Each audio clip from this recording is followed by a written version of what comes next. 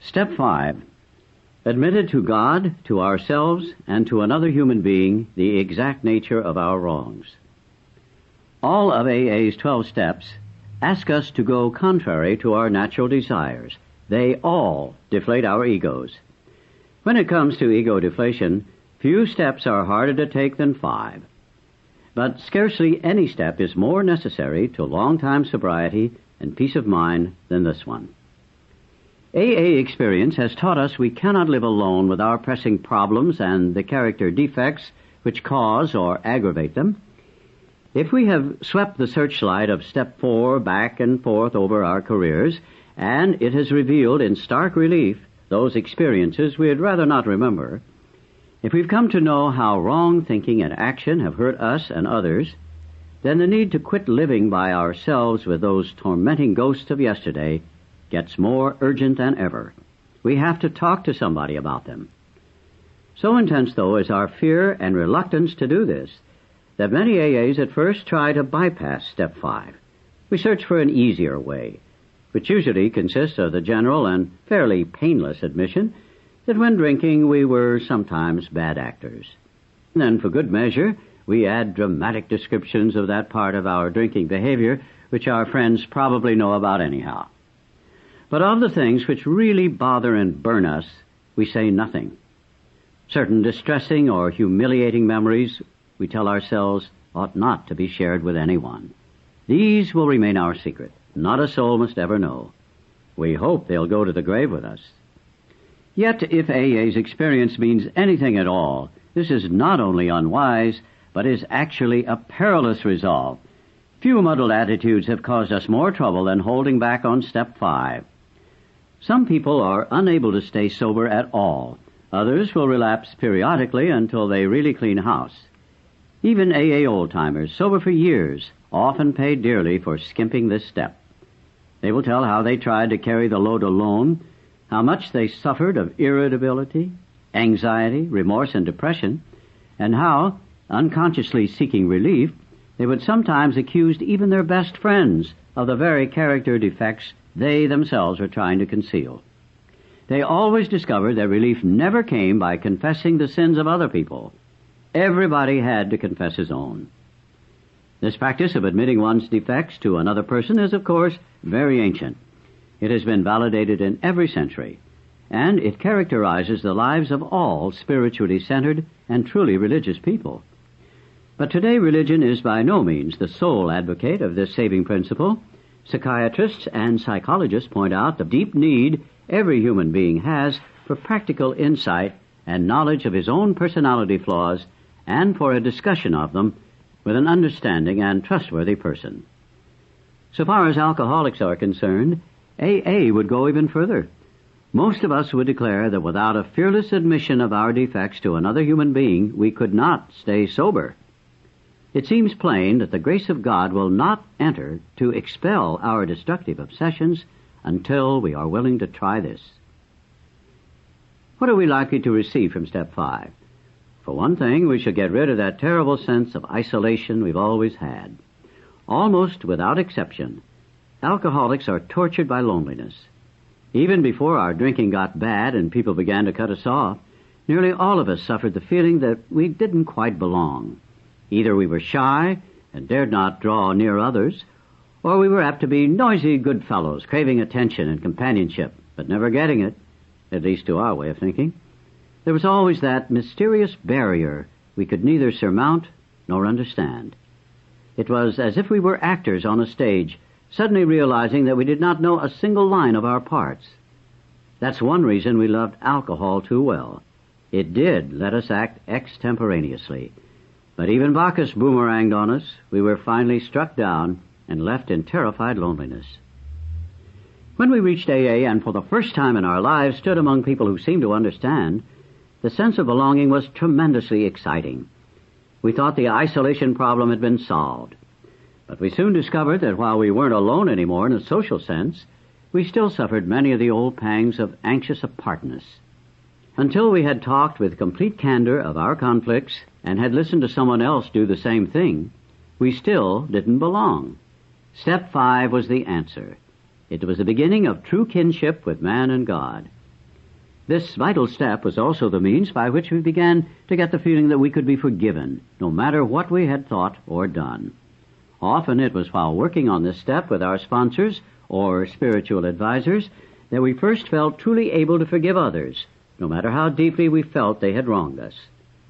Our moral inventory had persuaded us that all-round forgiveness was desirable, but it was only when we resolutely tackled step 5 that we inwardly knew we'd be able to receive forgiveness and give it too. Another great dividend we may expect from confiding our defects to another human being is humility, a word often misunderstood. To those who have made progress in AA, it amounts to a clear recognition of what and who we really are, followed by a sincere attempt to become what we could be. Therefore, our first practical move toward humility must consist of recognizing our deficiencies. No defect can be corrected unless we clearly see what it is. But we shall have to do more than see. The objective look at ourselves we achieved in step 4 was, after all, only a look. All of us saw, for example, that we lacked honesty and tolerance, that we were beset at times by attacks of self-pity or delusions of personal grandeur. But while this was a humiliating experience, it didn't necessarily mean that we had yet acquired much actual humility. Though now recognized, our defects were still there. Something had to be done about them, and we soon found that we could not wish or will them away by ourselves. More realism, and therefore more honesty about ourselves, are the great gains we make under the influence of step 5. As we took inventory, we began to suspect how much trouble self-delusion had been causing us. This had brought a disturbing reflection. If all our lives we had more or less fooled ourselves, how could we now be so sure that we weren't still self-deceived? How could we be certain that we had made a true catalogue of our defects and had really admitted them even to ourselves? Because we were still bothered by fear, self-pity, and hurt feelings, it was probable we couldn't appraise ourselves fairly at all. Too much guilt and remorse might cause us to dramatize and exaggerate our shortcomings. Or anger and hurt pride might be the smokescreen under which we were hiding some of our defects while we blamed others for them. Possibly, too, we were still handicapped by many liabilities, great and small, we never knew we had. Hence it was most evident that a solitary self-appraisal and the admission of our defects based upon that alone wouldn't be nearly enough. We'd have to have outside help if we were surely to know and admit the truth about ourselves, the help of God and another human being. Only by discussing ourselves, holding back nothing, only by being willing to take advice and accept direction could we set foot on the road to straight thinking, solid honesty, and genuine humility. Yet many of us still hung back. We said, "Why can't God, as we understand Him, tell us where we are astray? If the Creator gave us our lives in the first place, then He must know in every detail where we have since gone wrong. Why don't we make admissions to Him directly? Why do we need to bring anyone else into this?" At this stage, the difficulties of trying to deal rightly with God by ourselves are twofold. Though we may at first be startled to realize that God knows all about us, we're apt to get used to that quite quickly. Somehow, being alone with God doesn't seem as embarrassing as facing up to another person. Until we actually sit down and talk aloud about what we have so long hidden, our willingness to clean house is still largely theoretical. When we are honest with another person, it confirms that we have been honest with ourselves and with God. The second difficulty is this. What comes to us alone may be garbled by our own rationalization and wishful thinking. The benefit of talking to another person is that we can get his direct comment and counsel on our situation, and there can be no doubt in our minds what that advice is. Going it alone in spiritual matters is dangerous. How many times have we heard well-intentioned people claim the guidance of God when it was all too plain that they were sorely mistaken?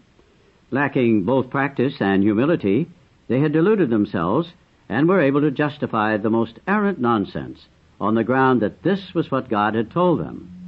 It is worth noting that people of very high spiritual development almost always insist on checking with friends or spiritual advisors the guidance they feel they have received from God.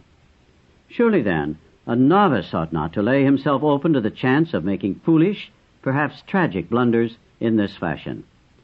While the comment or advice of others may be by no means infallible, it is likely to be far more specific than any direct guidance we may receive while we are still so inexperienced in establishing contact with a power greater than ourselves.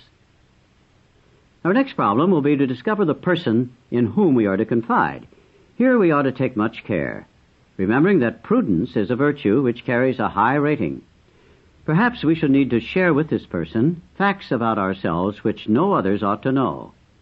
We shall want to speak with someone who is experienced, who not only has stayed dry, but has been able to surmount other serious difficulties. Difficulties perhaps like our own. This person may turn out to be one's sponsor, but not necessarily so. If you have developed a high confidence in him, and his temperament and problems are close to your own, then such a choice will be good. Besides, your sponsor already has the advantage of knowing something about your case. Perhaps, though, your relation to him is such that you would care to reveal only a part of your story. If this is the situation, by all means do so, for you ought to make a beginning as soon as you can. It may turn out, however, that you'll choose someone else for the more difficult and deeper revelations. This individual may be entirely outside of AA, for example, your clergyman or your doctor. For some of us, a complete stranger may prove the best bet. The real tests of the situation are your own willingness to confide and your full confidence in the one with whom you share your first accurate self-survey. Even when you've found the person, it frequently takes great resolution to approach him or her. No one ought to say the AA program requires no willpower. Here is one place you may require all you've got. Happily, though, the chances are that you will be in for a very pleasant surprise. When your mission is carefully explained, and it is seen by the recipient of your confidence how helpful he can really be, the conversation will start easily and will soon become eager. Before long, your listener may well tell a story or two about himself, which will place you even more at ease. Provided you hold back nothing, your sense of relief will mount from minute to minute. The dammed-up emotions of years break out of their confinement and miraculously vanish as soon as they are exposed. As the pain subsides, a healing tranquility takes its place. And when humility and serenity are so combined, something else of great moment is apt to occur. Many an AA, once agnostic or atheist, tells us that it was during this stage of Step 5 that he first actually felt the presence of God. And even those who had faith already often become conscious of God as they never were before.